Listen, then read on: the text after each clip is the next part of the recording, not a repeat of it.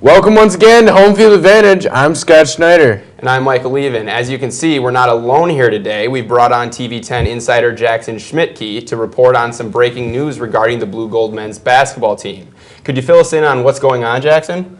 Yes, Mike. Today at 4 o'clock, Blue Gold men's basketball coach Kyle Green stepped down as the head coach of the basketball team, citing family reasons and wanting to move back to Iowa as his reason for leaving after his first season. Kyle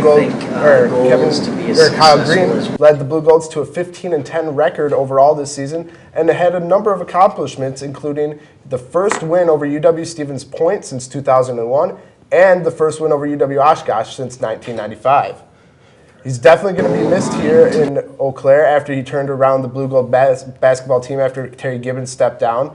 And, it's going to be interesting seeing going on what's going to happen with this head coaching search. So obviously a big loss for the Blue Golds here, but they're obviously going to have to put their best foot forward and start looking for another coach here in the next few weeks. What do you think that process is going to be like for the Blue Golds? At the press conference, Athletic Director Scott Gilgallen said that ideally they'd like to have a new candidate in place in 6 weeks.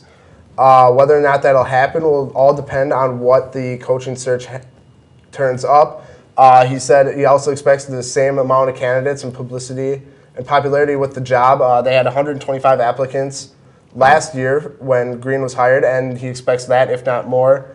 Also, Kyle Green said that Eau Claire's a great job to come to. He can see definitely winning national titles here, and he cited UW-Whitewater as a prime example and Stevens Point as well as WIAC teams winning national titles. So I would guess if probably within 4 weeks we'll have finalists, probably 6 finalists. That was what it was last time, I believe. And shortly after that we'll have the new candidate. So who do you think is the most likely candidate as of right now?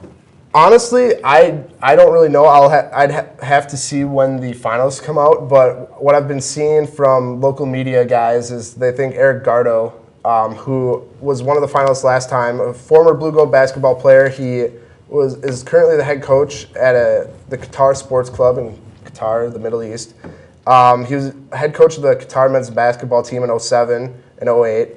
He was also head coach at Gobic Community College in Ireland, Michigan. And before that, he was a head coach at Mondovi High School right down the road.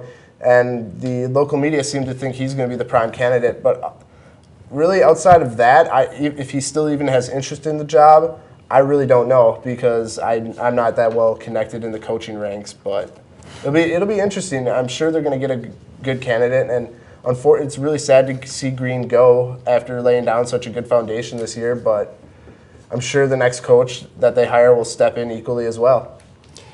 My theory on what's going down here is that Green's pulling an Urban Meyer, and he's waiting for Thad Matta to somehow get kicked out of the Ohio State position, and that's what he's pursuing. But that's just me. What did the players have to say? I mean, did you talk to any players about what the coach leaving? Yeah, I talked to Nick Craggs at the press conference, and you could tell we'll have an interview coming up with him, but you can tell he's pretty upset about it. He kept saying that they don't want to use it as an excuse, that they want to use it as an opportunity.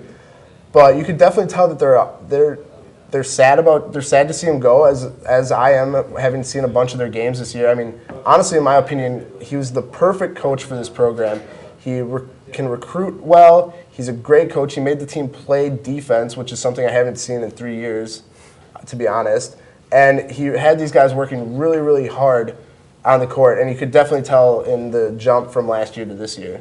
And one of the big things is, I mean, these returning seniors next year, this will be the third coach they've played for in 3 years. So that's a big deal when it comes to trying to get settled down, get comfortable with a coach and playing style when trying to have a successful college career. Yeah, definitely. And honestly, it's going to be tough. Definitely a blow to the program to have these 3 coaches in 3 years.